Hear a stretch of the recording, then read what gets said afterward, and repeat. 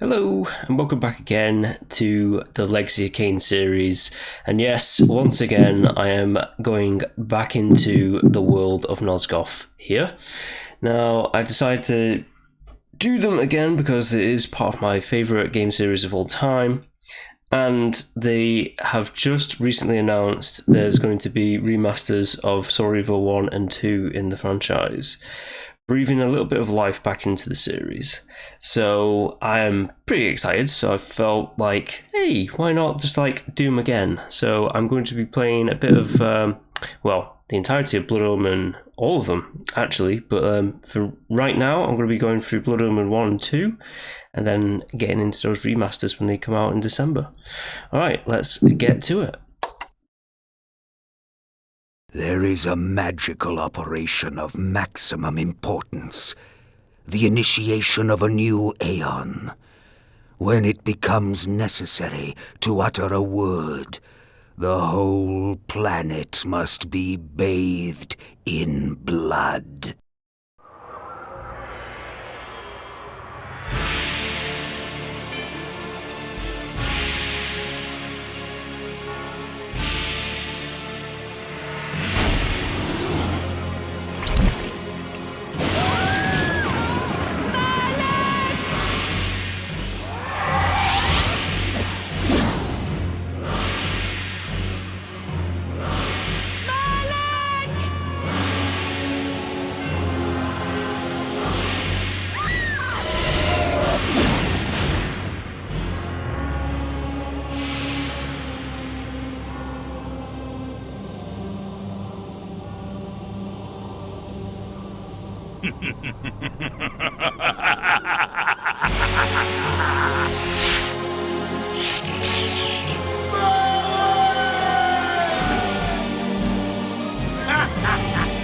Call your dogs! They can feast on your corpses!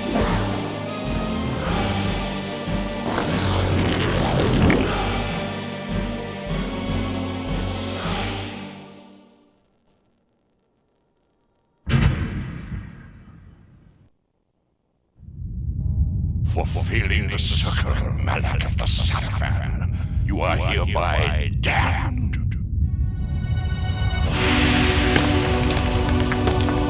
The pleasures of the flesh are no longer yours. You have but one purpose, damned warrior.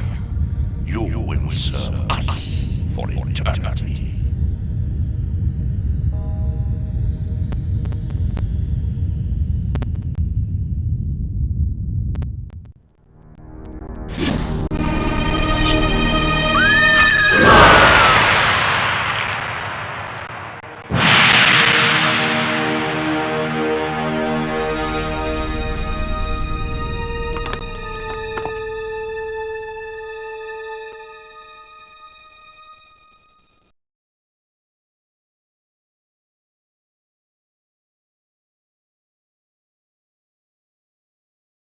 The tavern's closing. Best be on your way, stranger. What? No mug of ale for a weary traveller from distant Corhagen? I can reward you well, for I am of noble blood. I stay open for no man in these dark times. Things come with the night that no sane man would welcome. And so I left, cold of heart and soul, forced to the road and the long, bitter night. Right, okay, so that... I have things to say about the opening, but we are still not doing the opening just yet, so let us continue onwards. There's a lot.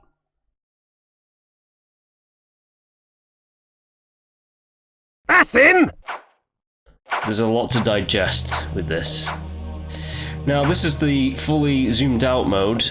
I'm going to try as much as possible to just keep it to this. End it! Now!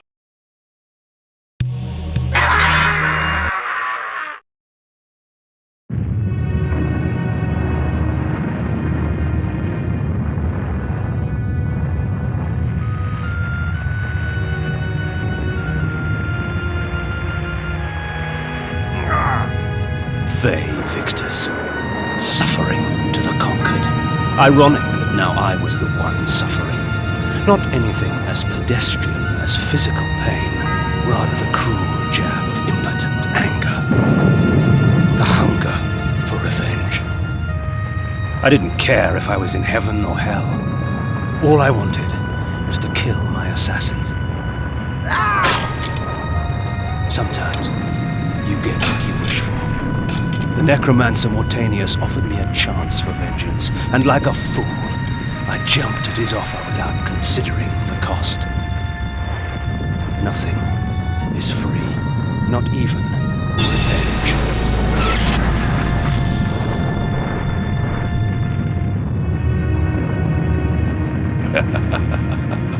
You will have the blood you hunger for.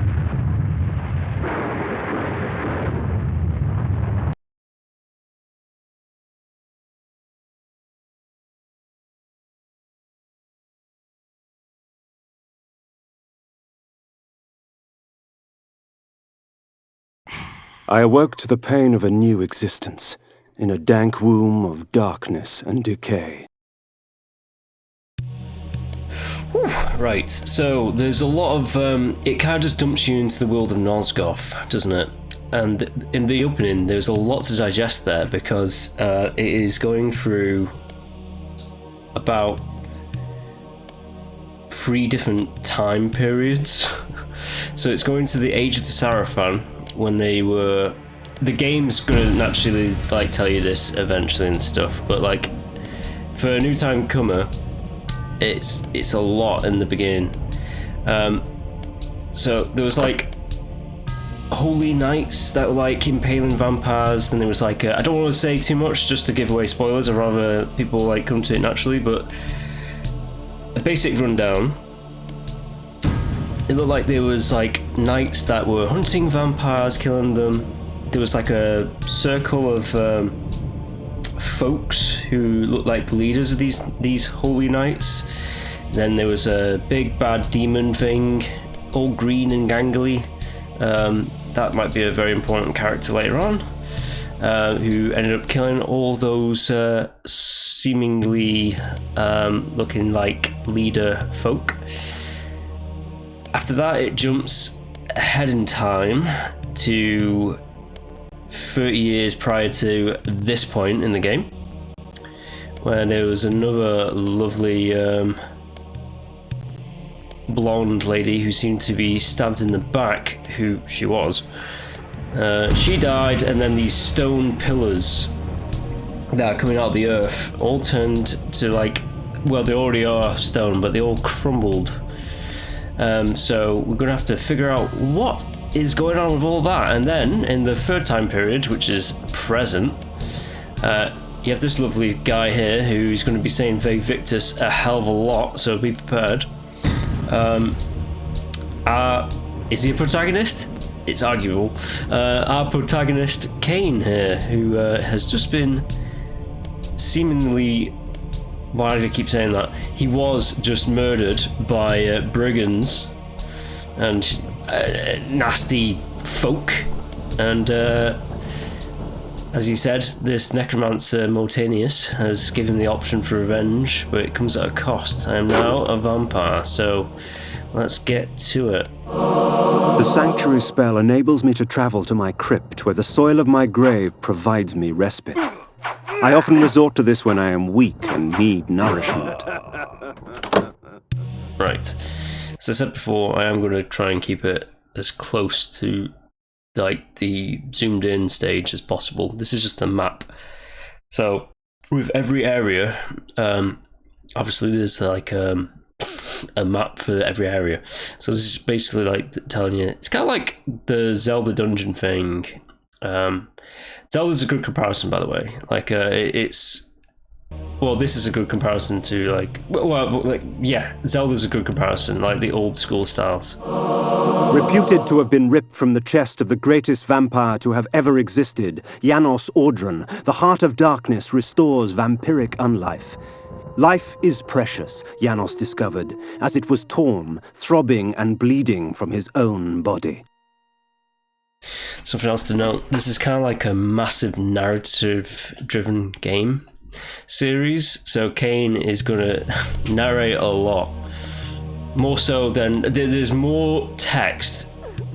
Well, not text. There's more dialogue in this game than in any of the others combined, I think.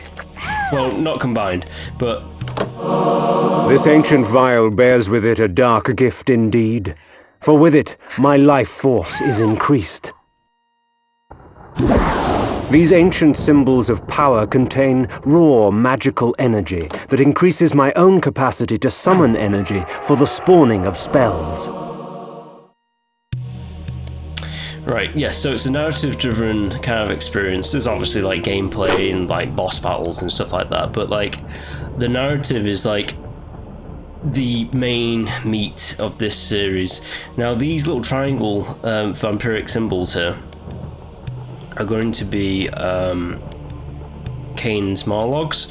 So this is basically like Kain's internal thoughts of like the entire situation, what he's going through, that kind of stuff, and just general knowledge of the environments. Within the walls of these chambers I could find respite, and if I so chose, resume my journey when my weariness abated.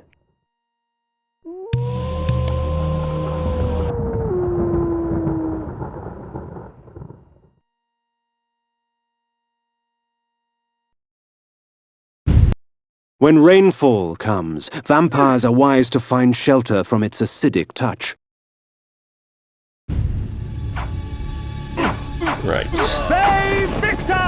Fae Victus. He's good. Like, so that's just like what he says after you do a weapon combination. The combos aren't that like hard to like understand. It's just hit the square button quite a bit, your attack button, and that's another save point in here. I just kind of know these things because I've played this game to death. Let's continue onwards. Get through it. I'm not going to use save point just yet. You can literally save at any of those points. Suck up some blood. Kill some scallywags. Get some more vials and arcane runes to increase my power. Now the audio might be a bit kind of like glitchy. Because I am actually not really playing this on original hardware here, so there might be some visual glitches and stuff like that. But well, we'll come across it if we come across it, won't we? Yeah, so this is basically like a dark fantasy kind of like Zelda-ish experience, but in my opinion, it bloody rocks. And it's one of those ones where in the Legacy of Kain series, Reaver gets all like the limelight pretty much. But like to contextualize like the events of Reaver and stuff like that, if you've played Blood Omen, it's more meat to like the entire thing, the entire experience. Right, something else I should point out, with like the sword, you can actually, so you get a few weapons in this game, and you're going to get a hell of a lot of spells and stuff like that. In fact, I might as well just show it off to you. Right, so that's just like the general kind of like, ooh, status. You know what, I've kind of forgotten what status is all about. I think it's just going to tell you how many meals you've had and stuff like that. Slayings, meals, mutilations, secrets. There's 100 secrets. I'm not going for 100% or anything like that. I never have done actually in this game. It's never really interested me too much, if I'm honest. The Dark Diary is literally not all the dialogues, it's all the cutscenes of the game. So I only have two, Kain's death and that opening with a certain character that I'm not, just for the purposes of like, say, first time viewers of the Legacy of Kain series, I don't want to like outright just spoil everything for you. So we'll discuss and we'll talk about like all these new characters and stuff like that when they've been properly introduced. I'm just gonna like describe what I've seen and hopefully not get too far ahead of myself and spoil anything. The world map, the world of Nosgoth is big. Yes, it is quite big. So there's like, I mean, it's like it's darkened out at the moment because we've not actually been to all these places. It gives you kind of an overview of like where you have to go. So at the moment, there's these like stone things there, and next to it says Pillars of Nosgoth. Interesting. Pillars of Nosgoth, I think, was the original name of the game before it became Blood Omen, actually. But you got other things. You got like things like Malik's Bastion, Oracle of Nosgoth, Land of the Nemesis, you know, stuff like that. That we, like a world map, we're probably gonna be lighting it up as we get to these new areas, and like, you know, possibly. By possibly, I mean we are going to explore the entirety of this eventually. But for now, let's continue onwards. No, that's not what I want to do. I want to... Do I have to hit the other button, or do I think I have to physically hit exit? Let's look at our inventory actually while we're at it. See what we got on us. I am playing an emulated version of this, so it is. I think it might. Nice refreshing drink. I think it might actually. Sanctuary. I think he's already. The sanctuary spell enables me to travel to my crypt, where the soil of my grave provides me respite. I often resort to this when I am weak and need nourishment.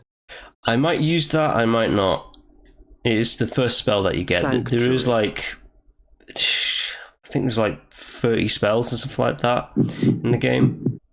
The Heart of Darkness. Reputed to... We've already heard about that. But what about his lovely new stuff? Iron armor. As it was born from hellfire, forged by the necromancer's magic, my armor resists fire and provides me with strong defense. Iron sword. Forged by the Cerioli, the legendary weapon masters of Nosgoth, this blade will serve me well in life and beyond. Right, cool.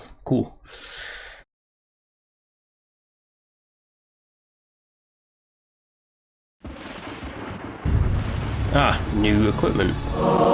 These curious devices hurl bolts of whirling energy and eviscerate my human enemies by stripping ragged flesh from blood-stained bone. Right, so those are something that's called flay.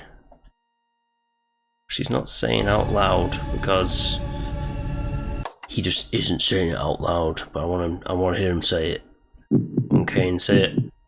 Flay. There we go. Just to show off. These curious devices. They're like shurikens, alright? But I'm not going to really be using them too often. Oh, and with the Heart of Darkness. How the Heart of Darkness works. That one, up there. How that works is, they kind of act as like blood vials. So my actual health pool, the vial that I've got, it's not really... it's very low at the moment because I've not been in the world that long in this game, so I've not leveled up or anything like that. But whenever I have health, if I use one of the Hearts of Darknesses, it'll give me a little bit of like blood back. It won't completely refill my health, but it will give me a bit back.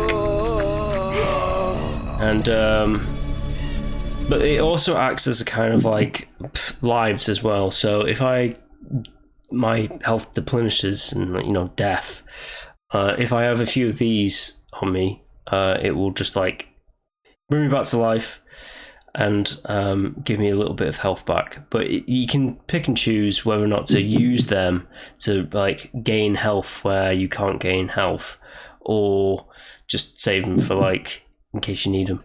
There's a lot of like different options. That's what I'm getting at with it. So, and it feels very well thought out as well, this entire thing. There doesn't seem to be like every weapon, every spell, it all serves, maybe with the exception of one spell that I sometimes don't even pick up in the playthrough because I always forget it's a thing. They pretty much all serve a purpose, all these like unique spells, weapons and such. Oh yeah, I forgot about the fact that there's different forms as well. Like you can change, morph yourself into things that, as I said before, in like in effort not to like spoil too much ahead of time or get ahead of myself with this kind of stuff. There's lots of different things. It's very cool. Trust me. But when we get to it, we'll get to it. And we shall enjoy it together, shan't we? Now, I'm not going to be using save states. I'm going to be trying to, as much as possible, just like use the in-game saves.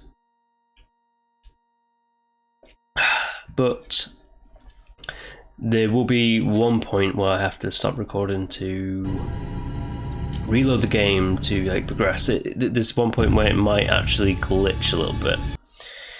But we'll get to that when we get to it. That's far, far later on in the game. Hunger and weakness are no bar to vengeance's call. I would find my slayers and send them back whence I came.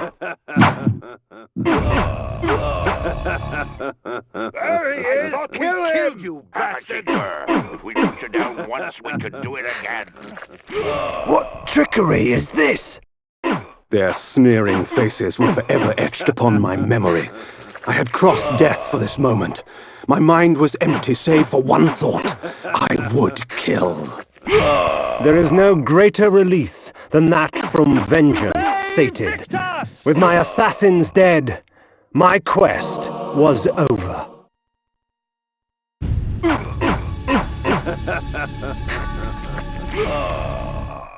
'Tis not over, Kain. These fools were merely the instruments of your murder, not the cause. Look to their masters, look to the pillars, and gain way to the fortress of the mind.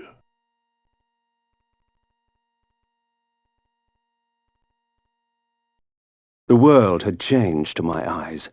I had not expected such cruelty from the light. For in the embrace of the sun I could find no comfort, only malice. This would change in time for the worse, along with other things. This was where the bloody deed of my murder took place. Right. I can't even pronounce that. I'm not even going to try to. Yes, exactly. That place. Now we can kill villagers and stuff like that. There's something else to note.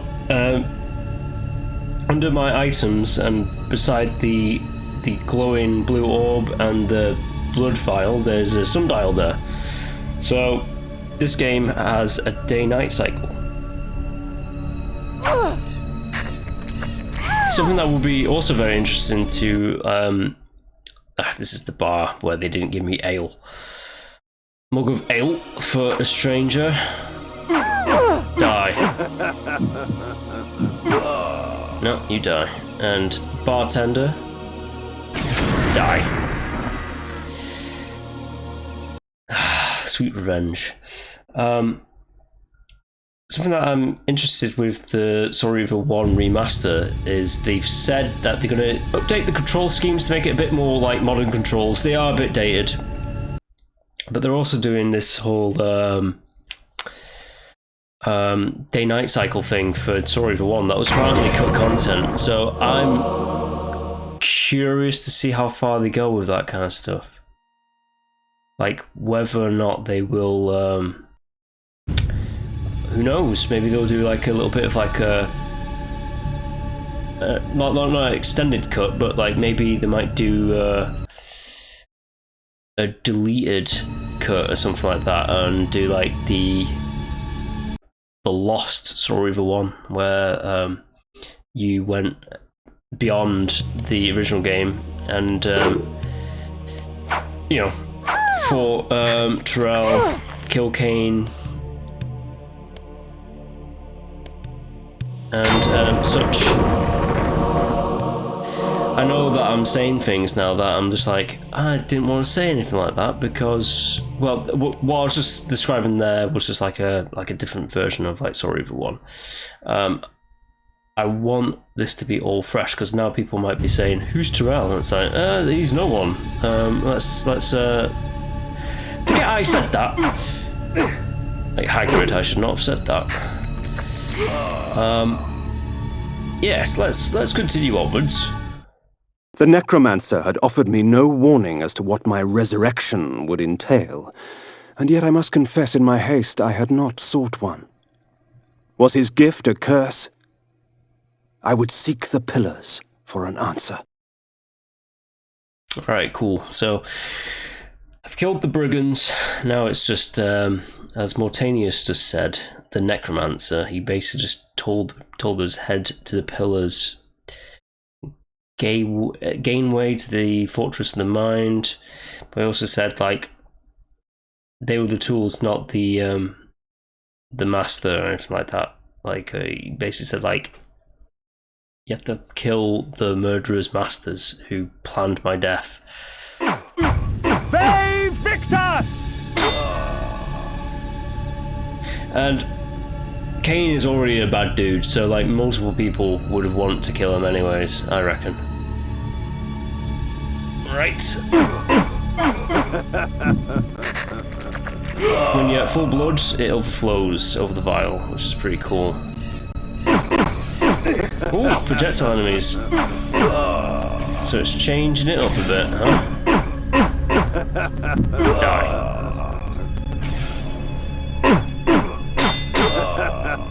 So far it's not been saying Fey Victus too much, but that will change. Also, there we go, he said it there. What was I going to say to you? Right. So before, when the rain was hitting me, water, it's kind of like one of those undead things. Water will burn me. So you can't go into pools of water or anything like that, it will just destroy vampires. I can hang out in the daylight. Oh, something else that's pretty cool to know about like the day-night cycle. So the human enemies right now, with my iron sword, it's taken about like 4 strikes to like stun them. Oh, that's something I wanted to say before about the weapons. Right, so the weapons all have like different purposes. I'm going off on tangents right now. But you get some weapons that stun enemies, some weapons that just outright kill human enemies straight away. That kind of deal. The steel sword is more so for, well, the iron sword is more so for like chopping and killing things. But you can stun enemies, and when you stun them, that's when you can hit the circle button to like drink their blood, regain health. Your health will deplete over time. It's one of those kind of games. So you have to keep feeding. Now, what I was going to get onto with the water, yes, you burn the water. I was going to say something else about the weapons. The day-night cycle, right? So, in daytime, that took 4 strikes to like put him into a stun state. At night time, it would take me 3. So at night, because you're a vampire, you're stronger at night times. But that's only when it comes to the iron sword. There'll be other weapons which kind of like... As daylight chases darkness, the vampire's power wanes. Yes, precisely. As I just said in the previous screen. Oh, let's check this out. The pillars of Nosgoth. Even in life, few sights have moved me such as this. I marvel that such beauty should grace our dying world.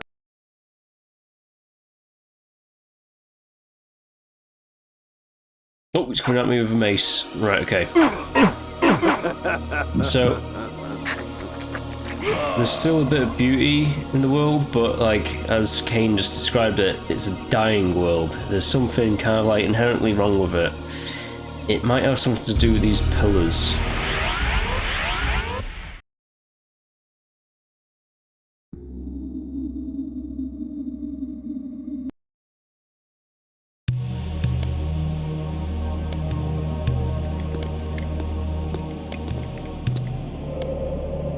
Nopraptor, your madness has shattered our dreams and blinded you.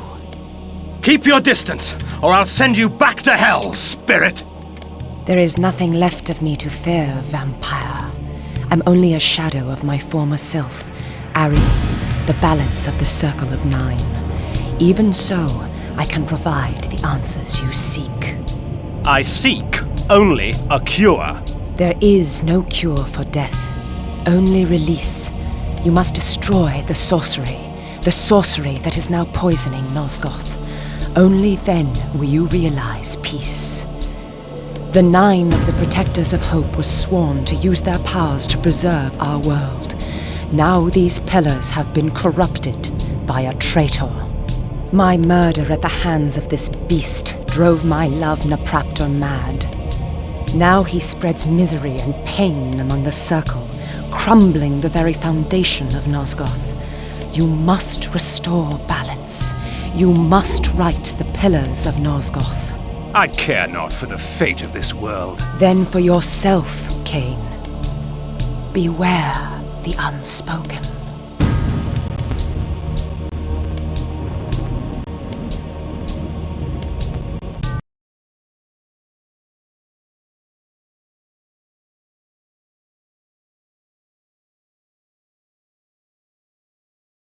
Nopraptor, with his blind act of vengeance, threatened to destroy all of Nosgoth.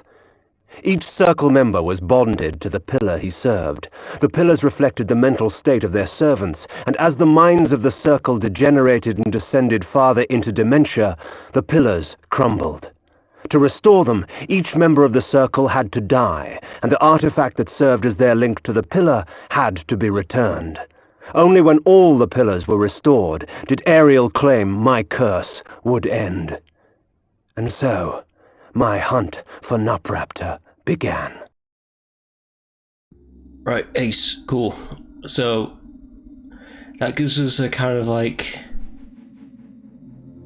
drive now, because we're just like, well, it's still about vengeance, don't get me wrong, but like, because there's this guy called Mortanius who basically said, look to their masters, look to the pillars.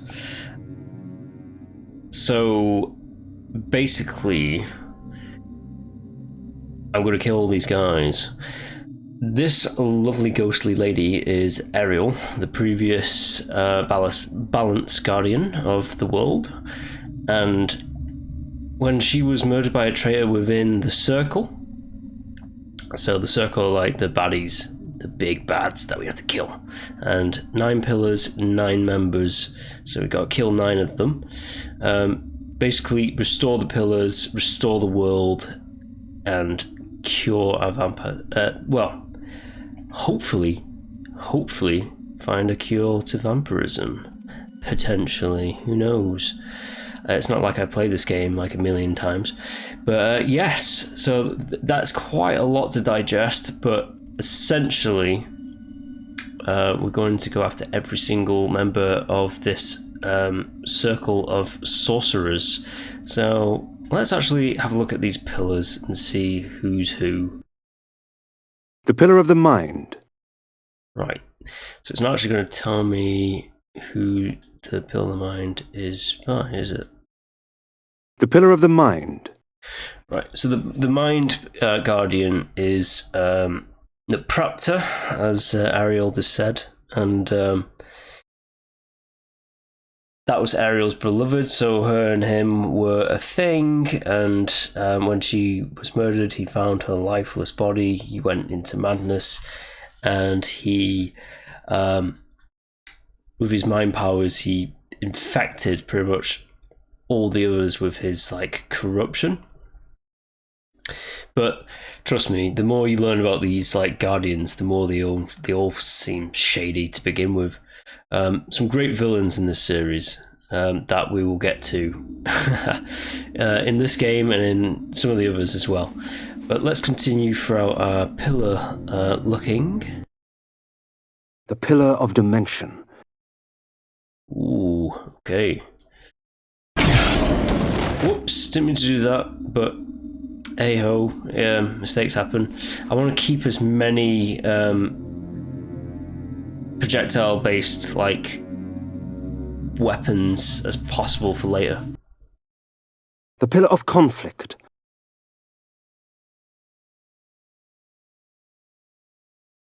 The pillar of nature.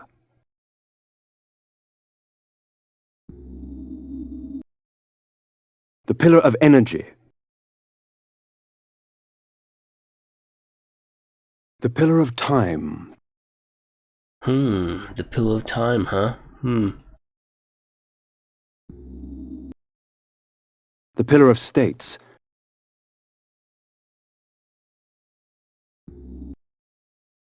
The pillar of death. Right, so Mortanius is the guardian of death, the necromancer himself, the one who has brought Kain, who has risen Kain back from the dead, and he's the one who has set him upon like this path. Ariel's just kind of like advising him as well.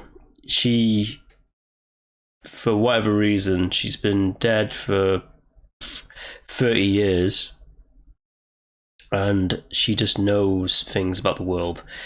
I guess you would, because she's the previous balance guardian. So that is 8 of the 9, and then the pillar, the guardian who keeps it all together, will be in control of this one. The pillar of balance. Yes, the pillar of balance, the one that I guess is an amalgamation. Amalgamation, is that the right word? One that combines all the other 8 principles into one.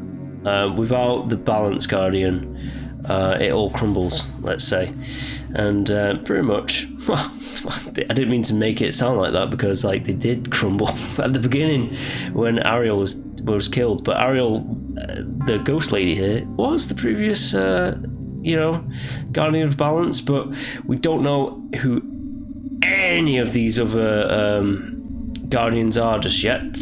We know, well, I basically just spoiled it. I basically just said that like Mortanius is the guardian of death, so he is in control of the death pillar, I suppose, the pillar of death. And then the pillar of the mind is Naprapta, her lover, that she has just basically said, go find him, go kill him, and then kill the rest of them, and restore the world, and then you'll find your cure.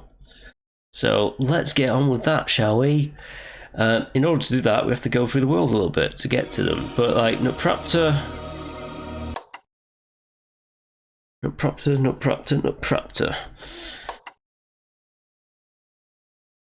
No, he's probably going to be highlighted on. There we go. It highlights on the map. So we will be able to fast travel at a certain point. Don't worry about that, because we will have to get a certain form. That I think we're literally in the spot to get the form, but the game will basically tell you, like, the arrow's like, you're here. You need to go over here. So Naprapta's retreat. We are going to go there. So, let's get to it. Now, funny enough, I love all the Legacy Kain series, even like some of the badder ones. Let's just see what this is all about. These beacons serve as landmarks during my flights in bat form. Once I have committed their locations to memory, I can always return.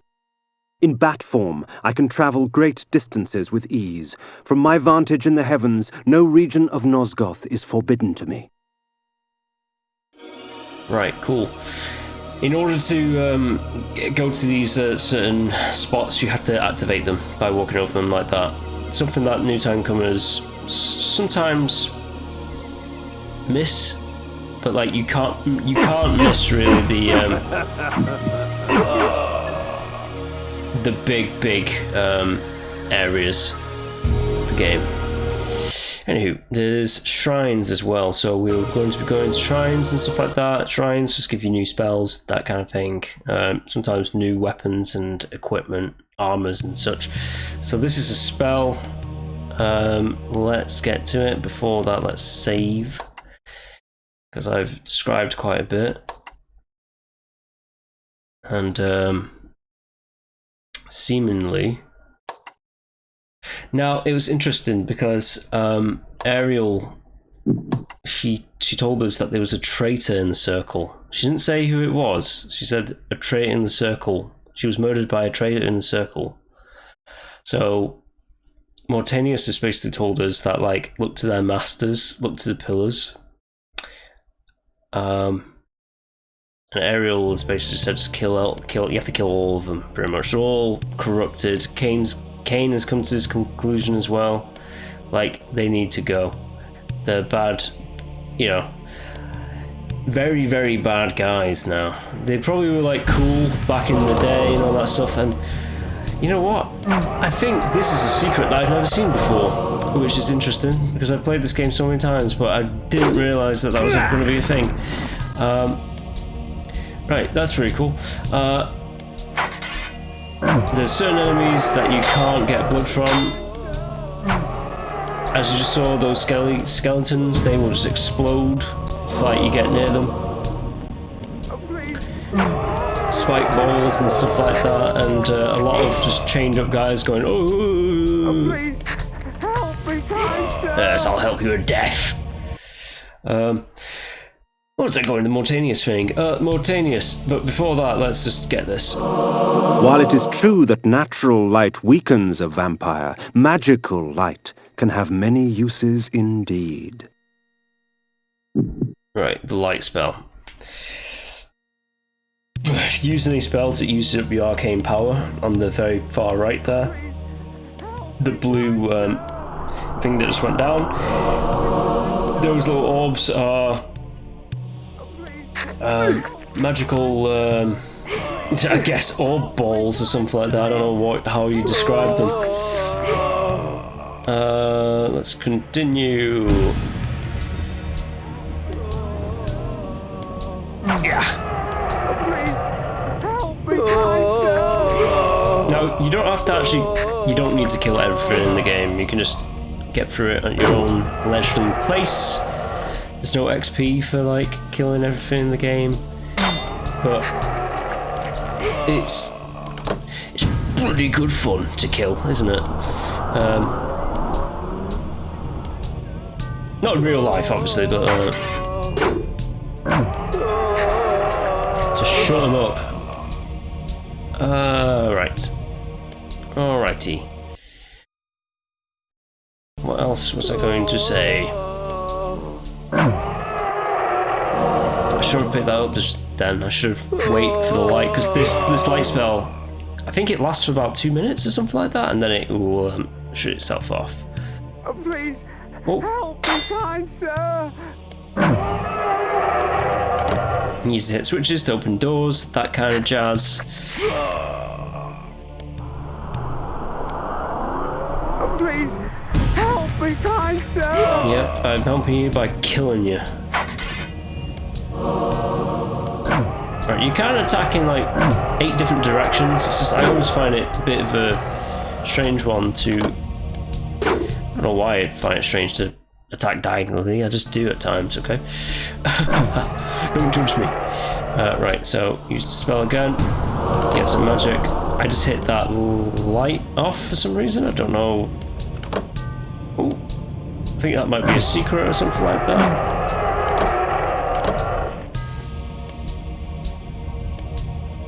I'm not actually sure. Let's continue onwards anyways. There is like 100 secrets in this game. I'm too excited about Legacy of Kain. I need to think about what I need to say in this playthrough, because I forgot my entire point that I was going to say beforehand about something. It's completely gone. Let's hit this. So this is like a minute secret. It's not like a big one. It probably actually does class as a secret because it did the hung sound effect.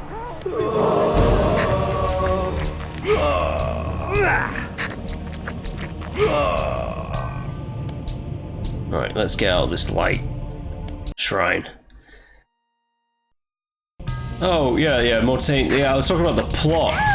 Right, so Mortanius has basically just said that, like, it's these guys, I know it! And it's like, okay, how do you know it's those guys? I guess he might have some knowledge, because he is a necromancer and he did resurrect us.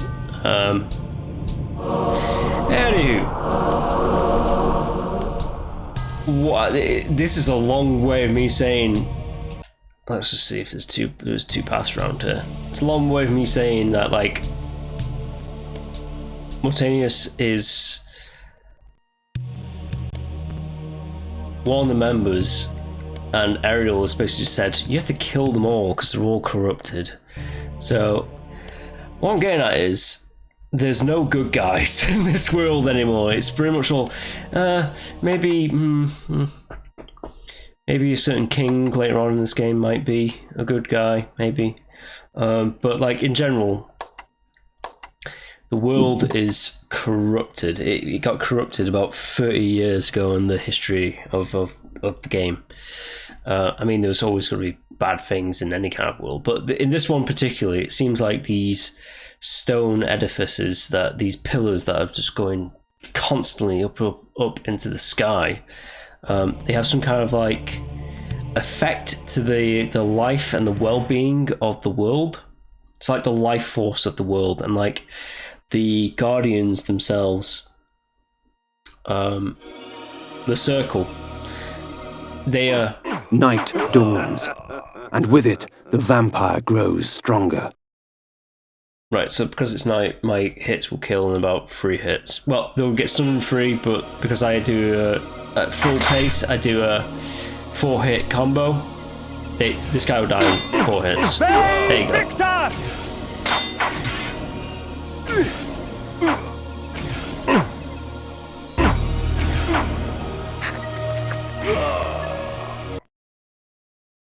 Right, so where was I going with it? Where was I going with the plot? I'm losing the plot as I'm playing, because I get excited about this game quite a bit, and then I'm just like, oh, I need to refigure out where I am. Nachthome. Let's go in here.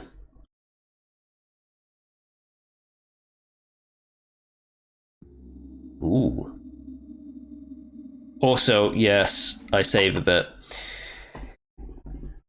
Man, so what I was initially getting at with the plot, when Ariel basically says they all have to go because Nutpraptor.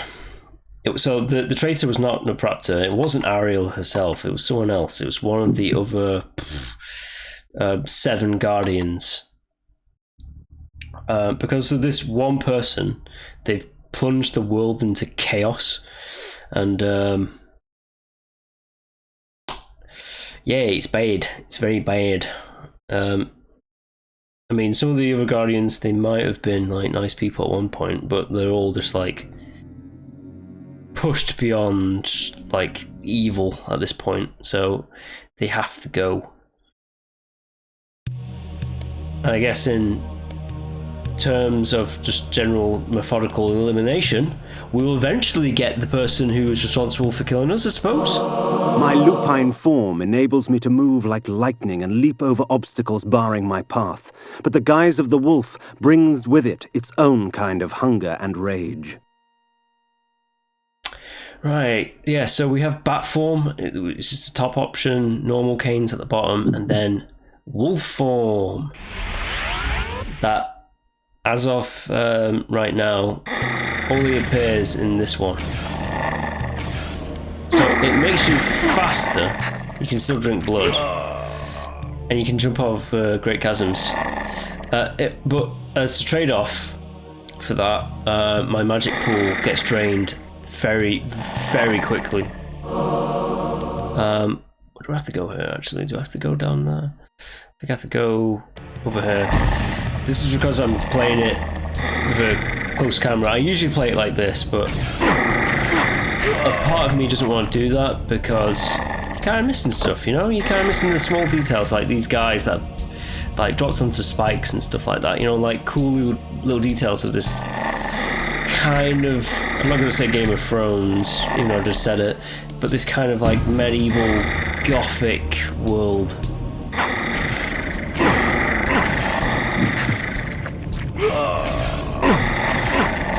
Lupine form, the werewolf lupine form is good, but it drains your magic really quickly.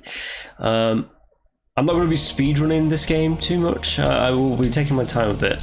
Blood vials. Now they're just like, in case you need it, like small amount of like health pool that it would kindly give you every now and then. I tend to like not really use them too often. Right, so as well as jumping, that's the platform right there. As well as jumping across chasms, you can jump up platforms. Very specific ones, not every single platform, but like if it looks like you can make that height, you can probably jump over it and jump over that.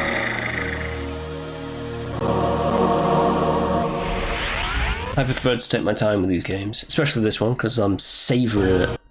Savouring every last morsel of this game. It's a really good experience. Right, I do need to go back into the lupine form. I'll be changing back every now and then, though, because I do like my magic pools, and this guy has a big swing with his axe.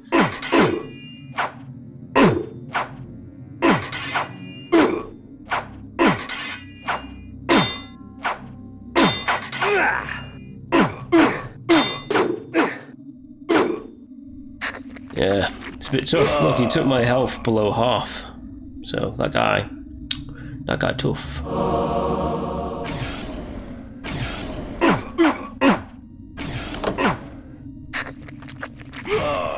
Right, you need to keep an eye on like the day-night thing as well. Also, with the day-night cycle, there was like different crescent moons. So there's like, you can have like nights that have no moon, nights that have like a crescent moon, or nights that have a full moon. It's not really important, but there is a certain specific, I don't want to spoil too much because I might go for it in this playthrough. I might, who knows. But there's a very, very specific spell, I'll put it that way, and if you know, you know, and it might require something about like a certain night. Oh, the game with the saves as well, it says like days and hours and stuff like that that you've been a vampire for, but like ultimately it doesn't really matter, I don't think. No one really cares about like some kind of like, you do get like a prestige kind of like score, like you could be called like, I don't know, like Butcher if like you've killed like 2,000 enemies, or if you've killed like a few enemies, you could be called like Whelp or something like Princess. I'm pretty sure it's one of the ones that's supposed to be a kind of insult, but I find it quite amusing if Kain was a princess. But that's like a thing that you get at the end of the game. It was in the stat menu that I showed earlier. Right. I do love this franchise, and maybe a little something about how I came to it. Actually, I've said this before because I've already played this channel. I've already played this game on my channel before. In fact, I've played all the series on my channel before, but I'm playing it again because I'm super excited about the re-release, and I want more people to experience it. Now, how did I come to this series? Indeed, me and my brother, we saw a demo disc, and on this demo disc there was a trailer for, at the time, it was a PlayStation 2 demo disc, and it was for Reaver 2. One must be wary in dealing with the spirit forges. The wraiths and shades that inhabit them offer items beyond mortal dreams in exchange for a sampling of your blood. The wraithsmiths forge their items with forfeit souls.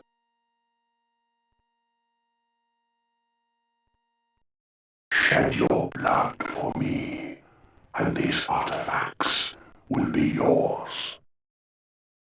Right, so there's a demon right up there.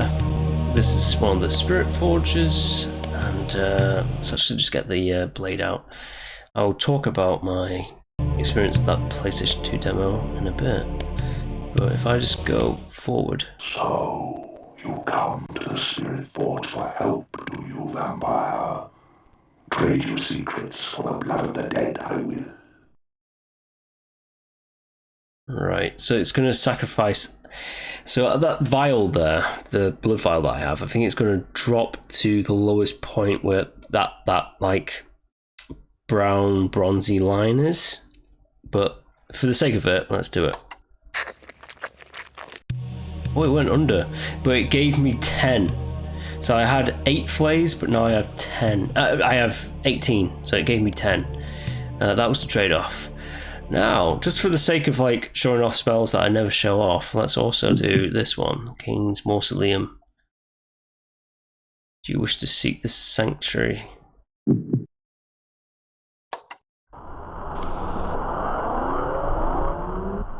Yeah, sure thing. I'll refill on blood and stuff like that. Usually, in order to get this a certain secret, oh look at that! You actually get a little bit of blood as well. Now. Where's it going with this? I just want to pause it because like you do lose health when you talk. Alright, I was going to talk about this is me just like trying to think, you know, like brain work. Haha.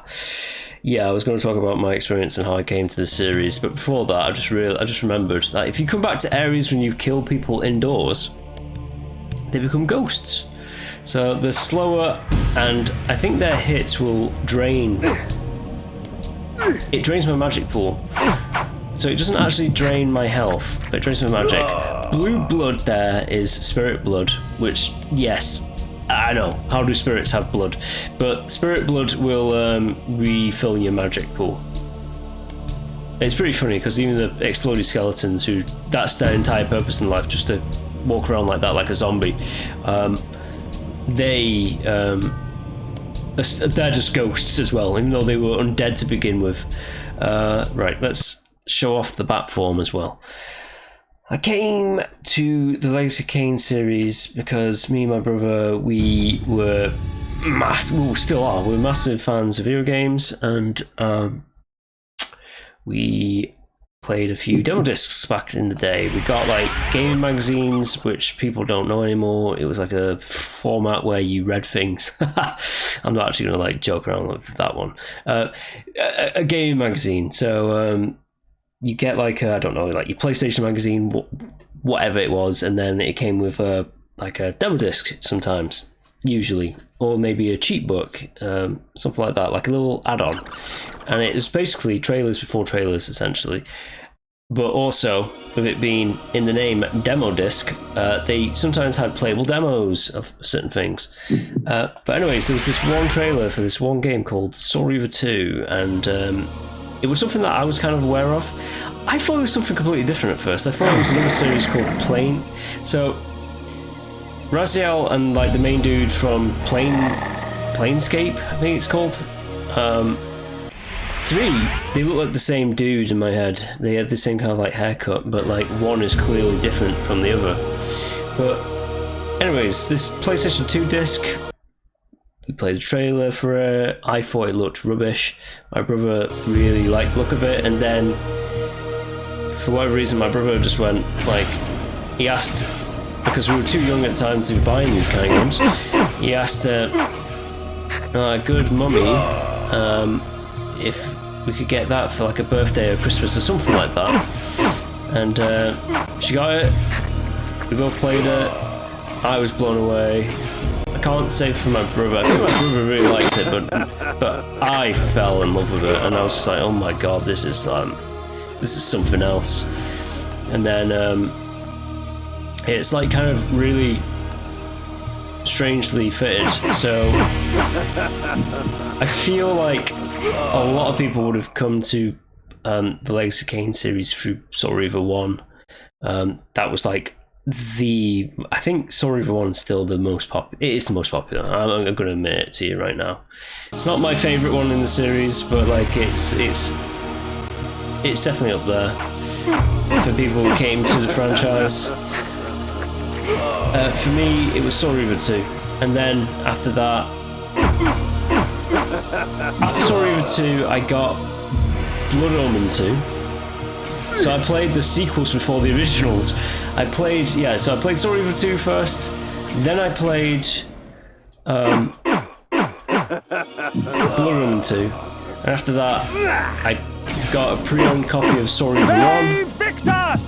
Thank you, Kain, for the Vague Victus. And yeah, after that it was Legacy of Kain Defiance, and then it was actually Blood Omen 1 was the last one that I ever played in the... Yeah, Blood Omen 1 was the last one I played in the franchise. Now, Blood Omen 1, it's like... It's my third favourite in the series. I'm going to put it like that. I'm going to hold off saying, well, should I say it? Might as well. I'm here. I'm here, you're here, hopefully. Blood Omen 2, I like it, but it's not as... The Blood Omen 2 is the black sheep of like Legacy of Kain family. I don't class that Nosgoth multiplayer game as part of the series. I don't think many people do, because the Nosgoth game was like a multiplayer thing, and it was just like, this is not what we want as Legacy of Kain fans. And yes, I'm not going to include that because that was part of a failed project already called Dark Sun or something like that, or Dead Sun, something like that. There's been a few Legacy of Kain projects that have come and gone. This is arguably one of the most important. This is the most important spell in the game because it has two purposes. One, it's a projectile for killing enemies. Secondly, it's now there's projectile enemies up there. Secondly, this spell is used for puzzles. Oh, can't go that way just yet. So let's not. Let's go the other way.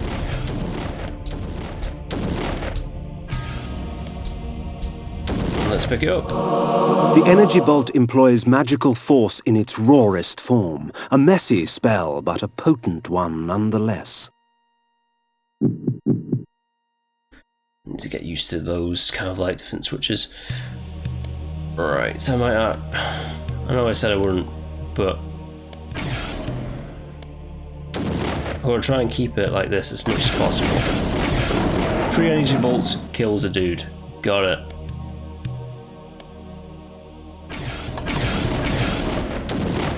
They have a bit of a range as well. Oosh. Right, Legacy of Kain. Worst one to best one. Let's get into it, shall we? Most people will say the best one's Soul Reaver 1. I don't think it is.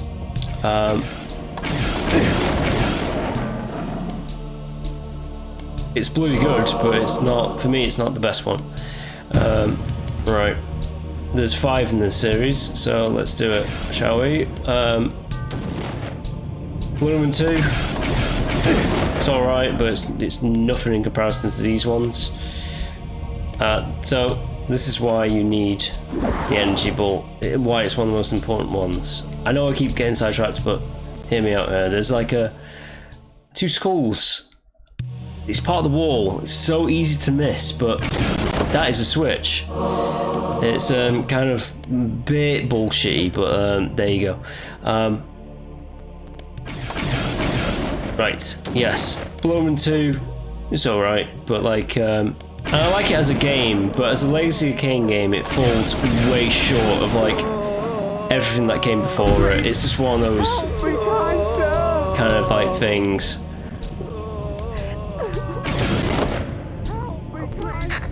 Now we could blow one of these guys up, which I probably am going to do.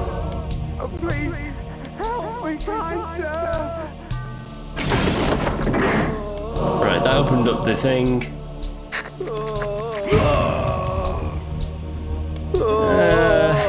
Yeah, let's blow him up.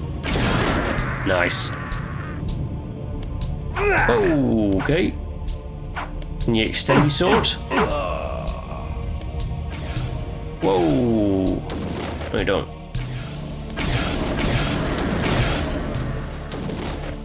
Right, your magic pool will actually... Shall I be sneaky? I'll be sneaky. I have more range. I just had physically better range than that guy. Oh, no you don't. Oh, everyone's after me now, aren't they?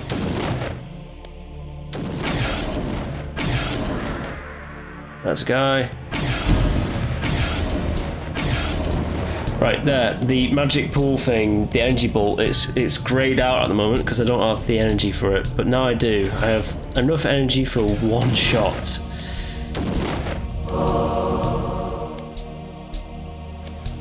I forgot entirely what I was talking about.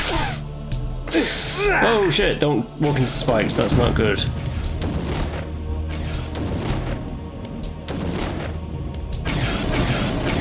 Believe it or not, walking into spikes is bad. It's the opposite to good. That should open the door. What was I saying? Oh, the Legacy Kain franchise in general, best to worst to best. Oh, I've got multiple texts from multiple people.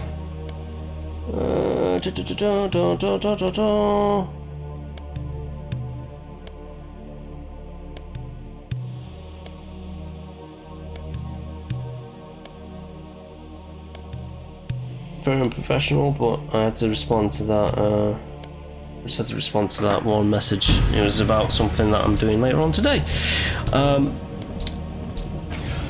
Can I get off Blood Omen 2?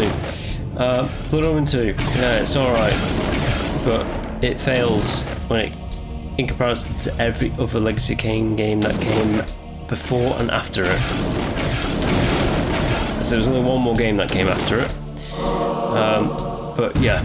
We'll get to it when we get to it. After that, I'd have to say my fourth favourite is Soul Reaver. It's fantastic, don't get me wrong. It basically kind of made the series what it is, but and it had this I don't want to really talk too much about these games because I am going to be playing through them again and I want people to like experience it for the first time. But alright, long story short, without getting too into it, Blood Omen 2 is not the greatest one. Then it'll be Soul Reaver 2. My third favourite is this one. It's completely different from the rest of them. The way it plays, it's kind of like a, not Metroid, but kind of like Zelda-esque, kind of like dark fantasy style version of the franchise. And then after that, it would have to definitely be something like the last one in the series, Defiance, and then my all-time favourite is Soul Reaver 2. Soul Reaver 2 is probably like the most basic one out of all of them, like mechanically. But my god, like people talk about the story and stuff like that. Now the story might not be your cup of tea, but the quality of writing and like acting in it is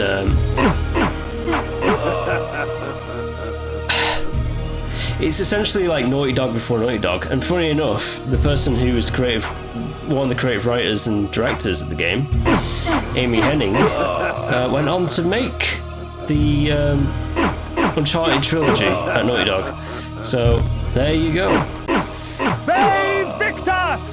I mean, yes, she also was like a advisor consultant for the Square Enix game Forsaken, but let's not talk about that.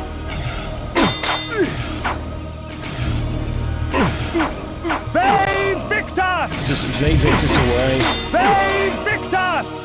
Hacking and slashing.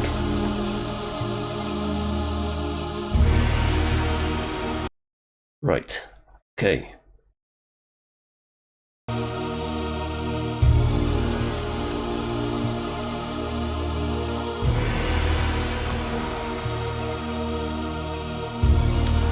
What's this?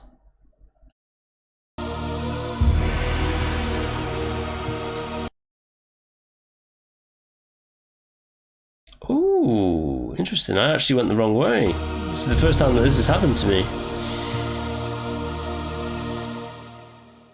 That is very interesting indeed. I don't usually do that kind of thing, but you saw it here first. Right.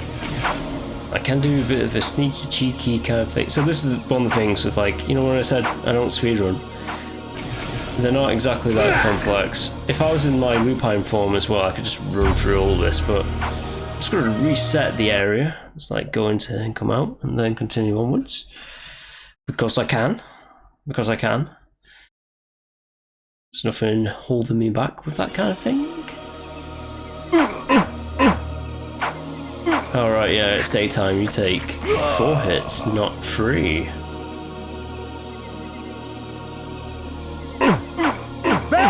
Victor! Die.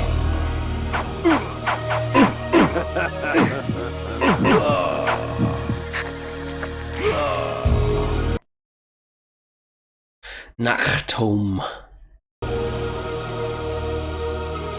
Yeah, so there's like a lot of villages at the beginning of the game, then there's like a few, there's like, how many cities? There's 2 cities.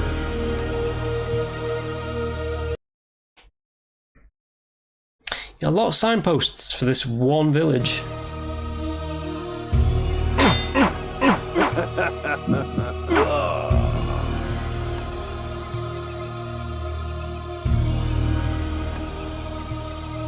Right.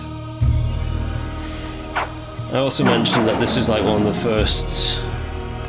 those first kind of games that was. I think I need to go up there anyways because I think we need something.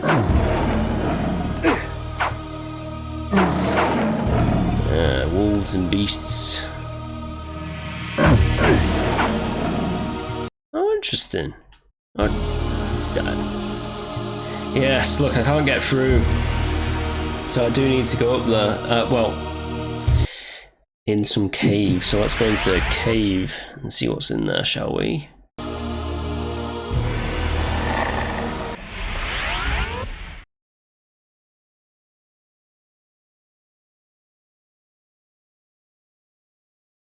The blood of ages flows so sweet. Come, drink from us. Your strength has increased, for our blood enhances. Right, so I can push big boulders. Now if I drink from the blood again, it's turned black. Do not be greedy, vampire. You have had your fill. Right, so that black dark blood will, as you just saw, it's like poison, I guess. It's just taking away my health, and as the blood fountain just said, I've had my fill and I'm being greedy, and the wolves are on me, but they're just beasts.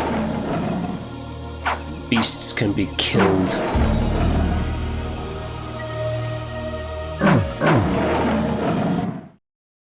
The village of Nachthome was typical of Nosgoth peasantry.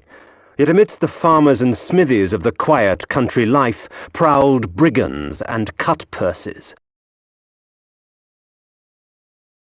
Brigands and thieves, huh? Well...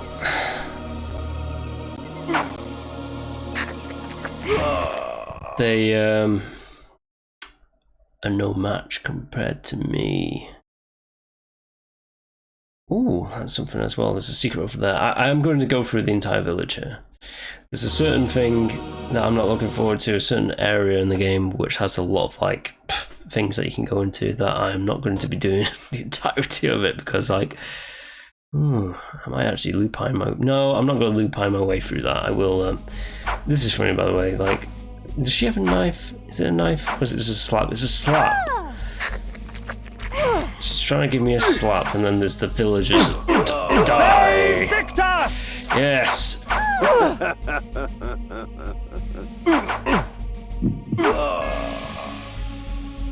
Oh, look at that. nothing over there. I can just jump over, which I cannot do as a human. I can do as a wolf.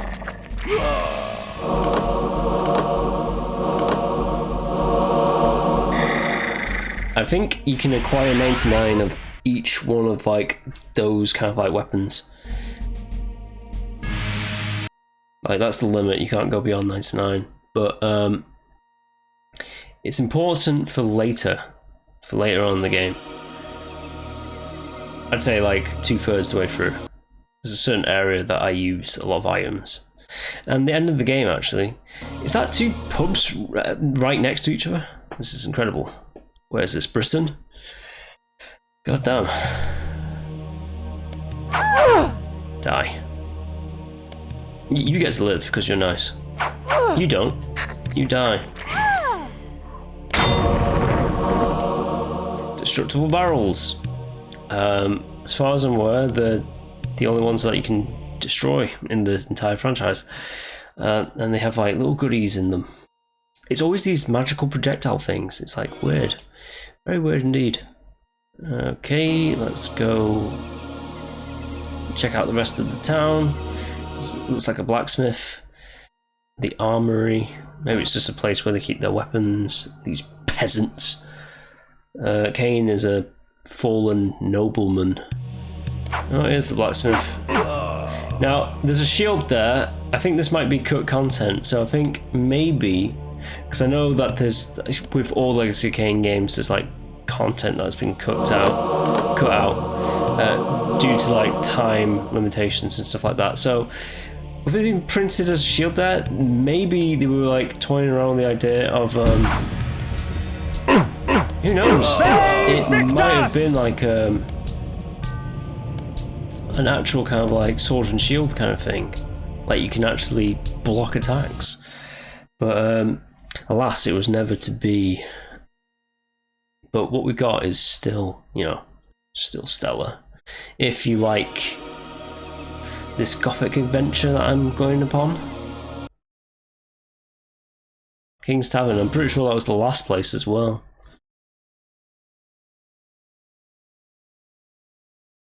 Watch them all try and slap me. I slash you then. How about that?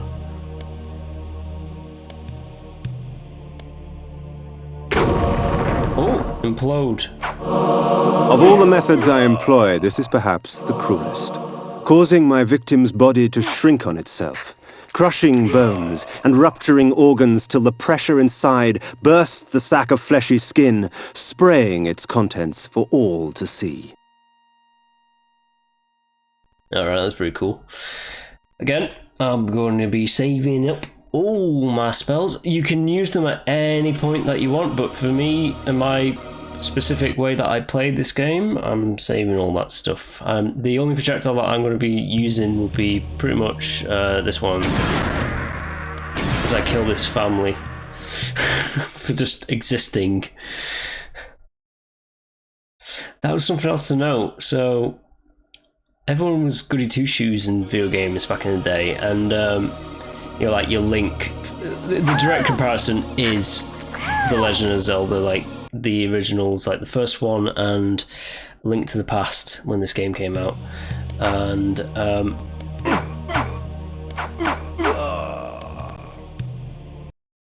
all game characters were kind of like nice protagonist-ish type kind of characters.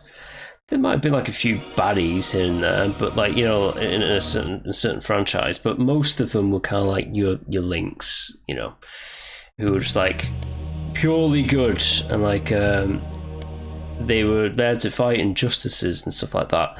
Whereas this one was Legacy of Kain Blood Omen, was made for the PlayStation and PC.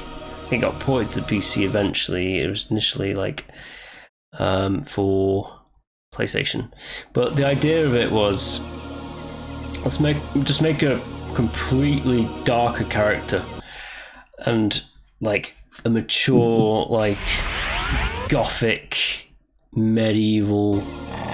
I refrain too much from saying this one's gothic. It's more just like medieval fantasy. It's the other two that are like the Soul Reaver part of the franchise that is your...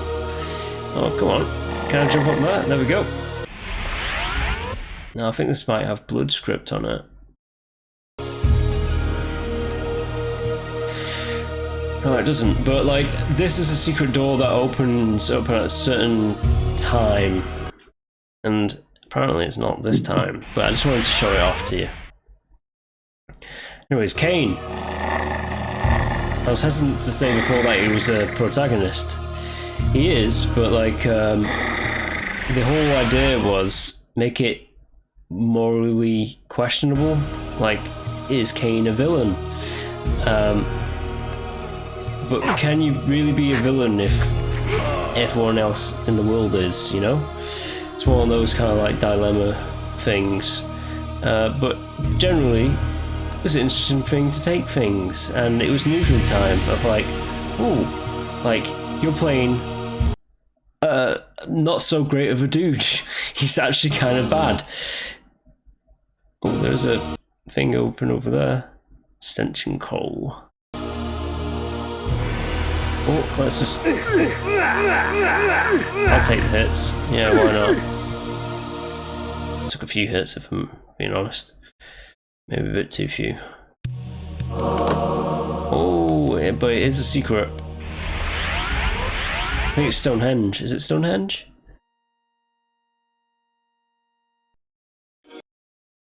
It's Stonehenge.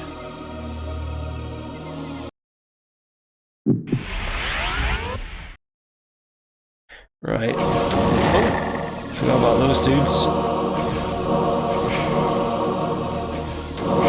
They don't matter if I can just run right past them. At times, my magic extends into very exotic disciplines, such as the manipulation of time.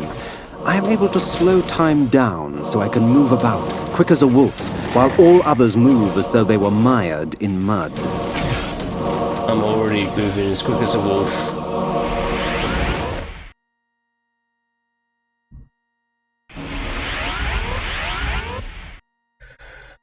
That wasn't that bad. That was a pretty good run.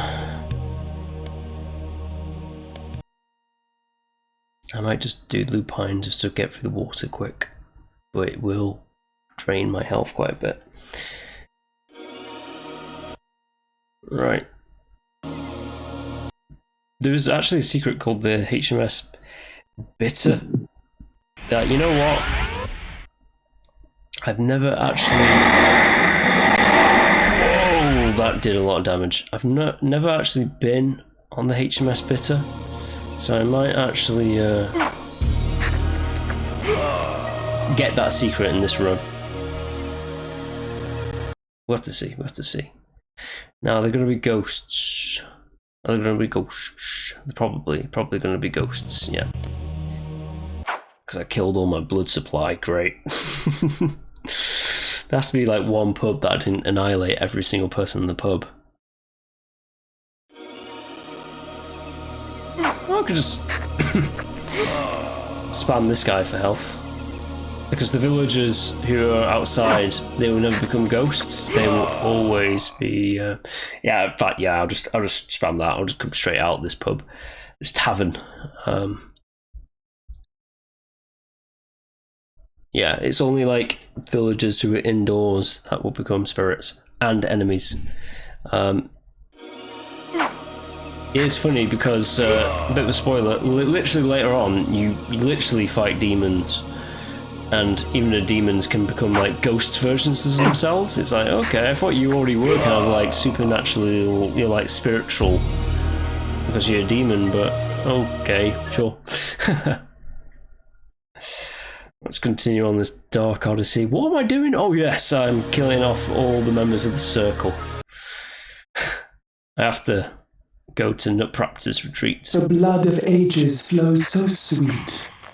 Come, drink from us. The rain will do you no harm, for our blood preserves.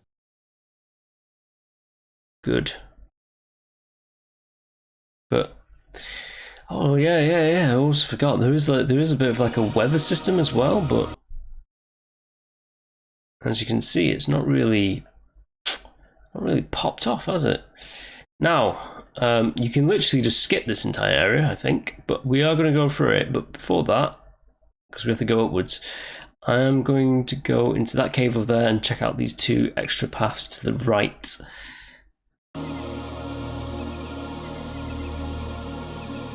Why? Because I can, and I like it.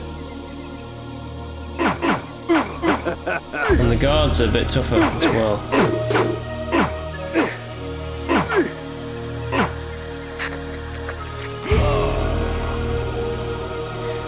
Can't go that way because I don't have the push ability for it.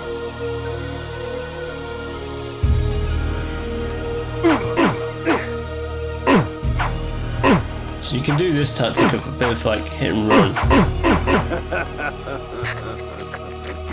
That's pretty decent. It's pretty good.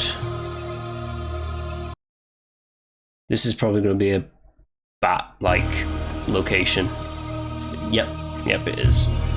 Is there anything else here? Nope. There was a cave at the other place.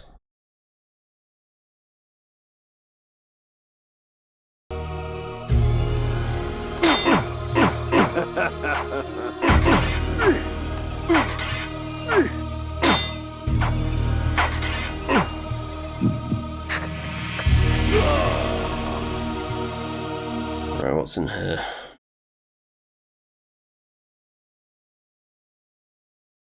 Is it a spirit forge? What is it? Where is this place? Ooh, interesting. It might be. Ooh, it's definitely a secret. Oh, please help me, kind sir. No. Right, so I need something to get through this guy and push it, but I don't have the requirements to go through this place. But I am not going to be going through this place again. I'm just going to leave it as it is.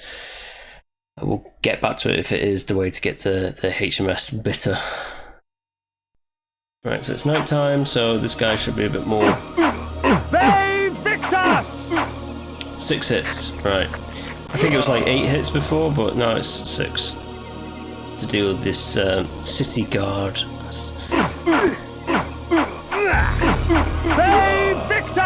I got a bit too choppy with that. Hack and slashy. I accidentally killed him where I didn't mean to.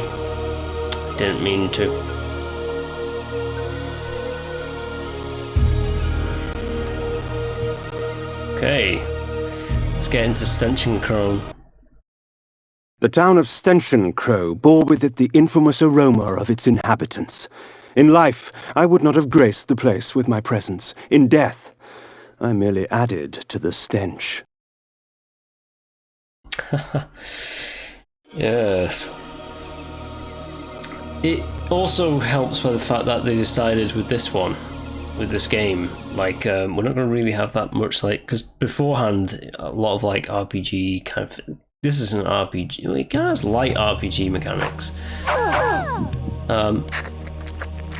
But what I'm getting at is a lot of story-based games, there's a lot of dialogue, a lot of text, what I'm trying to say.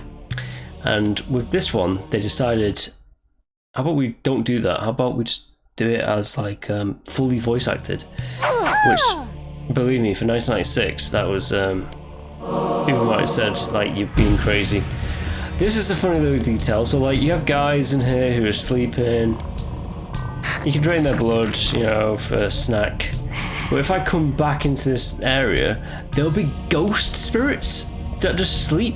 It's kind of silly and stupid, but it's funny. But no one lives. For I am Kain.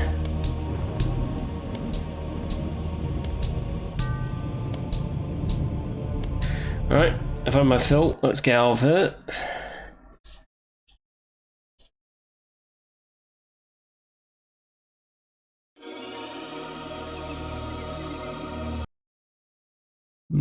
No guards as of yet. Oh, yep, there is.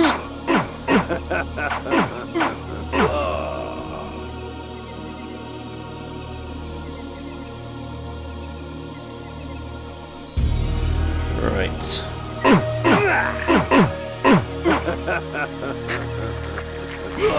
Thank you for the blood.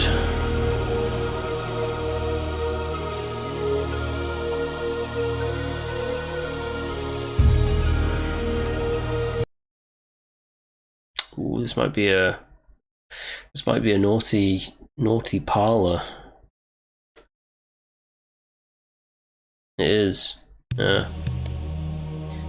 Alright.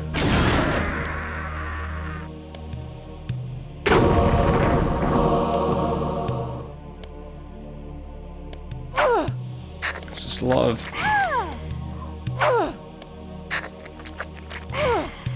paintings that are very, very, yeah. So I guess this is supposed to be a brothel. A 2D titillating brothel. And someone's saying, please help me, kind sir, because the BDSM is not to his liking. Right, let's get into the other room, which is the torture chamber, the dungeon. Is there a mistress? There's a mean mistress. Oh, look at that! 4! Nice, they're all dead. Someone's written in blood. Help! Right, let's get out of here.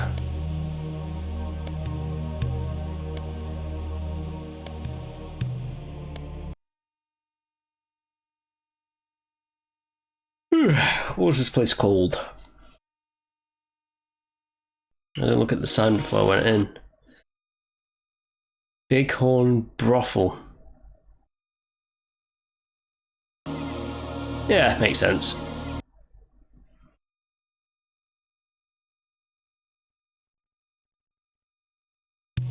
Hey!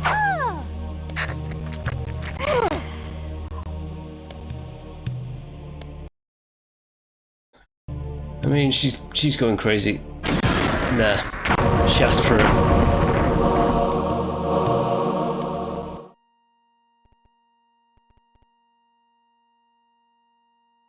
Now we're gonna meet someone. The only time that we meet this character called, I think it's just called the lunatic or the madman. This lunatic was delighted to see me. Perhaps his madness would reveal a greater truth. The bastards in Stenchen Crow shun me as Nosgoth shuns them. I know what it means to be an outsider vampire. I fear you not. But remember this, there are others who will speak to you, so long as you know how to look. Oh, interesting. So there might be something later on that we can get to make ourselves look in a certain way. Very interesting indeed. Let's continue on to Nutraptor's retreat.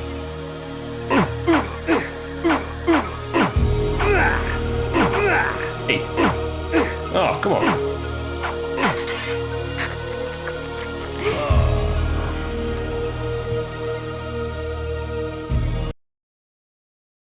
Ascension Chrome.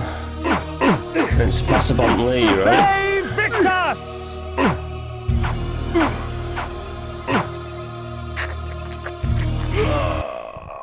Ooh, there's a lot up there. Vassabont Lee. Vassabont? Something like that. They're all kind of like Germanic names, aren't they, the towns in this one? Apart from Kain's hometown. I really think that is...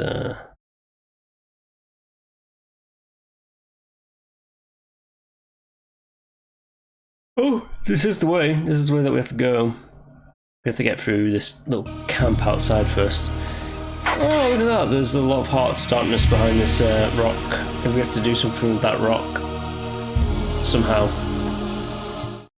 The gypsies, purveyors of distrust and superstition. Most of their babble should be taken with a pinch of salt, since the gypsies often tinker with weary travellers' minds. However, a few gypsies have something interesting to say. Really? What could they say, Kain?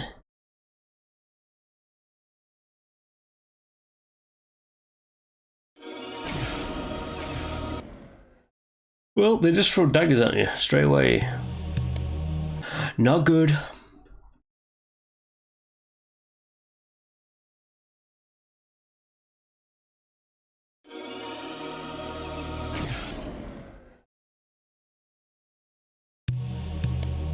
Right. Oh, poor gypsies. Even in video games, they're getting a bad rep. I know that this game came out in like 1996, but still. There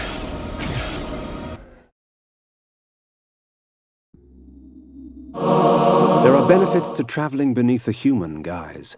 The threat to my person is lessened, and much information can be gleaned. However, the illusion is flimsy, and any act of aggression on my part can break the spell. Right, disguise. It eats away at magic like nothing else. Well, oh, actually, I think it does. I think it eats away more so than Vassabunt lay, its glory now stained and faded, a faithful child in the looming shadow of Nupraptor's retreat.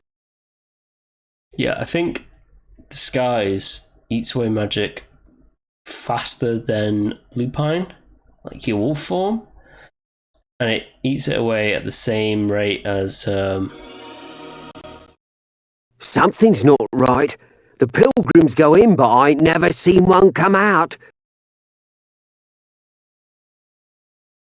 eats it at the same rate as a certain other form that we're about to get. Nupraptor had servants. One day, one escaped the keep and stumbled into our village. Mad he was, and his skin and hair white as a sheet, scared out of his wits. There used to be a vampire living there. Before the Saravan hunted and killed him, they say he screamed 80 days and nights before he died. He vowed vengeance, he did. Beware, stranger. There was another vampire attack last night. Good day to you.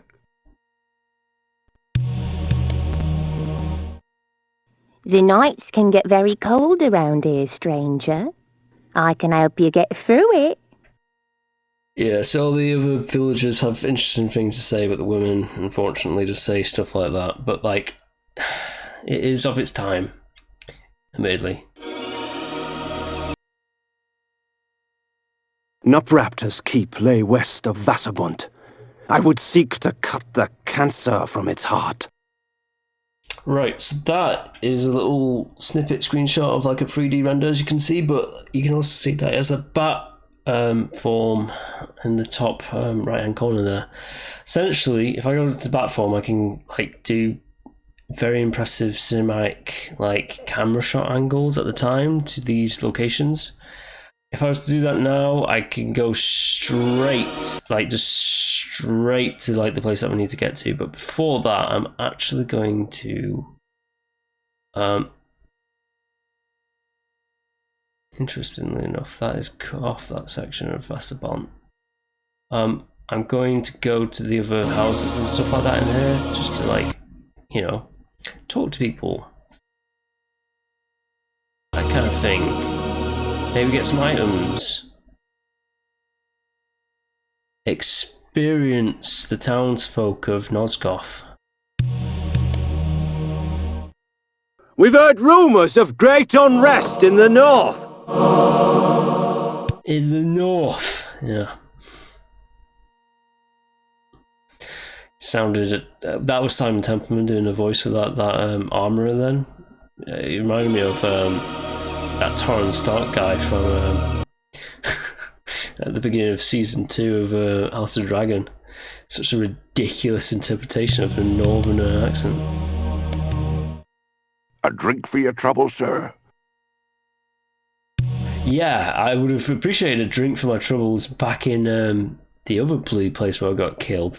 Not Vassapon, that's this place. The other place, whatever it was called. But yeah, not just yet. My magic is going to run out at some point.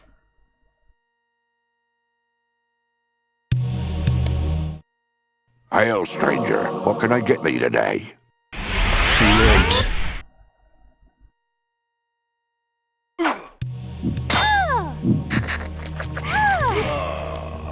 I'm just gonna let my magic pool regenerate a little bit because I want to like walk on through a mass amount of guards. Victor! Oh, I got this guy at like the perfect angle.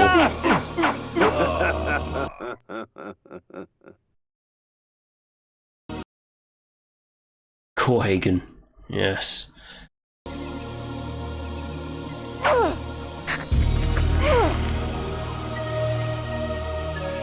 Ah, so we can't go any further north.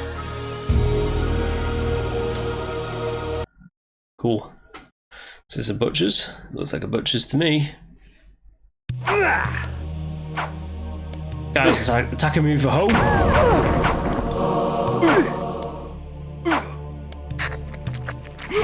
You don't attack me with a hoe.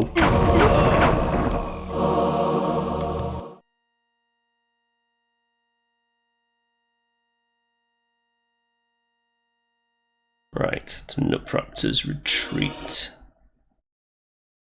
Chopping block, yeah, of course.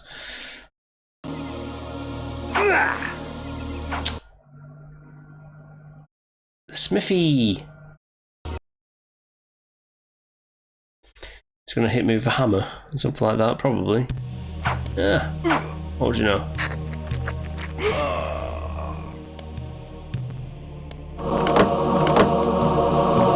Ooh, goodies. Nice.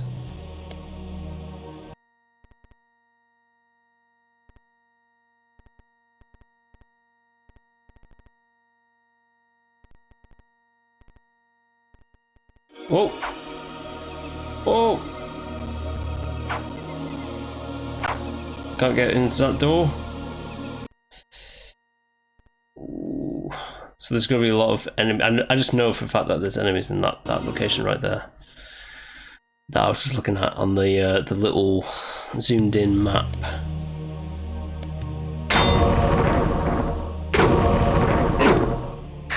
One of a spell, I think it's called like plague or something.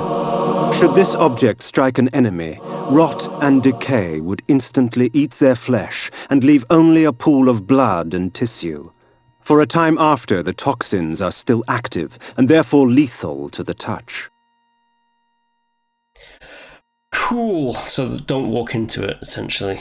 Into the pool of blood that is around it. I think it's like green blood, something like that, to say, hey look, it's poisonous.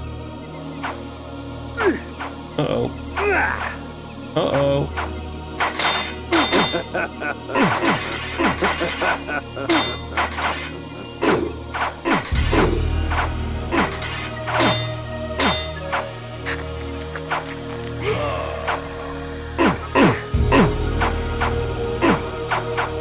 Alright. Hey!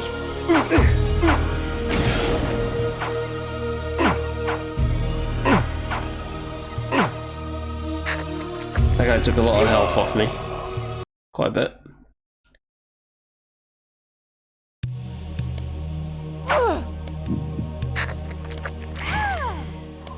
Right, that's a bit of a refill. Let's disguise ourselves as a peasant. And waltz on past. If I just check the little minimap quickly. Yeah, I think that's right. Napraptor had servants. One day, one escaped the keep and stumbled into our village. Mad he was, and his skin and hair white as a sheet, scared out of his wits. Right, that's something else to note. They might be... Ooh, interesting. I can't actually go into the thingy options menu where I'm disguised. I forgot about that. So the disguise power, you can obviously... Just bear with me 1 second. I'm just like dealing with like a bit of a hiccup thing. The disguise power. You just drain your magic pool, and you can like talk to like villagers and soldiers and humans and stuff like that. You can't just walk up to beasts and go, "Hey, how are you doing?" But their lines of dialogue will repeat quite a bit. I'm just gonna throw that out there. The wind carried screams from the west. I couldn't help but smile. Someone else in this world was suffering more than I. Yeah, because you're cruel, Kain. Oh, there's a few things over there. That lunatic on the hill! It's not right that we good people have to put up with his magic. Something has to be done!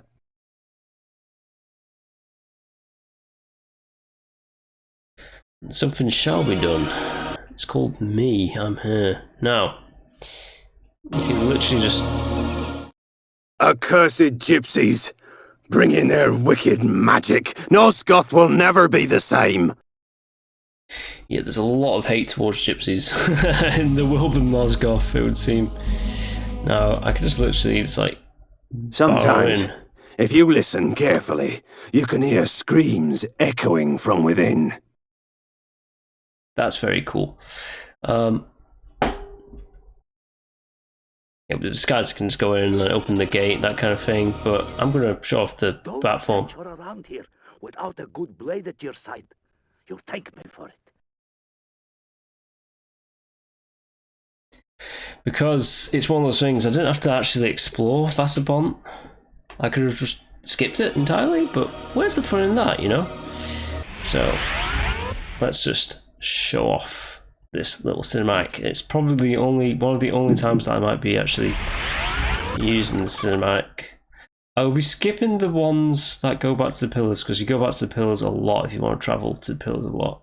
Now you can go through like the little side objective ones here, you know, okay, but the main meat of them is these ones.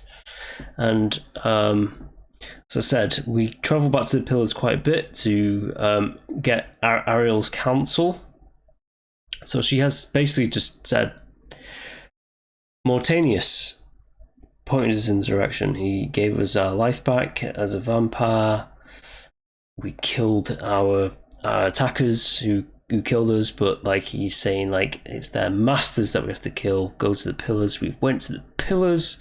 We found out that the masters of the pillars are this organization called the Circle of Nine, and there's 9 of them. And Ariel's basically saying, hey, in order to find a cure, you're gonna have to kill all these guys, because like they're all corrupted. Doesn't matter who started it. Naprapta, my love, went mad and infected all of the other guardians, so they're all corrupted. You need to kill them all to restore basically life to the world, I suppose. But considering that we go to this location a lot, I might skip every time we're in bat form going to this place until the last time that we come to it. Yeah, I'll do it that way. But for now, let's head to Naprapta's retreat, because Ariel basically just said, like, hey, you have to go here. So let's go there.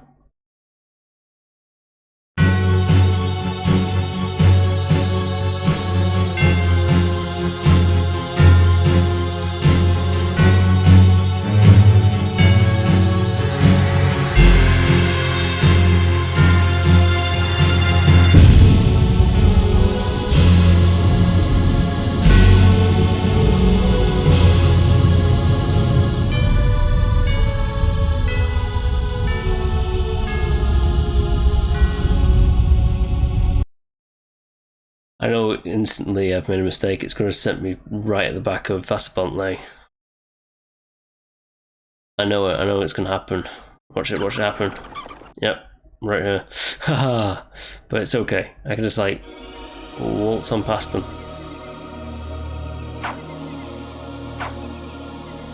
Nah. Come on. Oh, look at that. I got skills. I can get past you. Let's get some health. Oh. Hold it. Oh, look at that. Mad skills. Mad skills. Again. I don't have to kill everyone. Right, because they spotted me, this disguise won't do anything for them, but it will do something for the other guys in the area. They won't attack me, but I'm pretty sure because I've been spotted, like, the guys in that area will just immediately attack me. Don't venture around here without a good blade at your side. You'll thank me for it. The gaping maw of Nupraptor's retreat rained upon Nosgoth all his pain and misery. The disease begged to be cleansed. Accursed gypsies! Bring in their wicked magic. Nosgoth will never be the same. Always with the gypsies. Okay. Right, is this the right entrance? I don't think it is. I think this is a different, like, little side venture.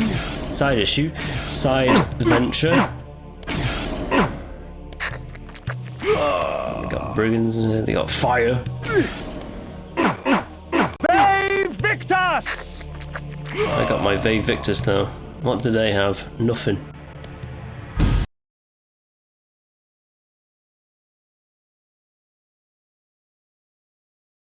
I think this is just for, yeah, it's just for a secret, isn't it? Yeah.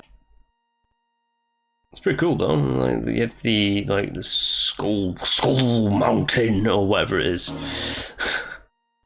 Now the two bandits I just killed are gonna be ghosts, spooky ghosts that are not scary because they're slower. The projectiles are not slower though. The projectiles are the same speed.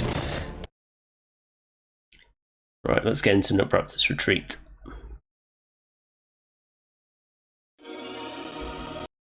Ah. Don't hit me there, axe. Right, I'm actually going to save it and call it for now.